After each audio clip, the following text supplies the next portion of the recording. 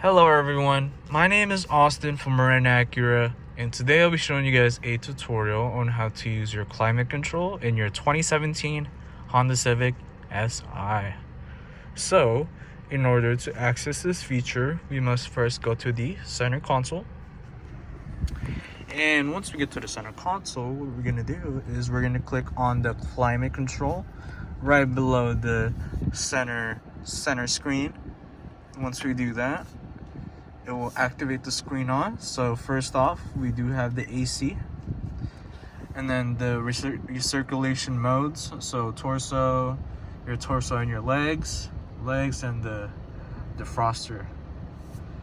And let's see. We also have this one, which is push through auto.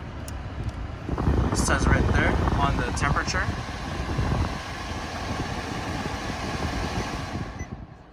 And then this for your right side, and this also pushes the sync, so you can sync both sides at the same temperature.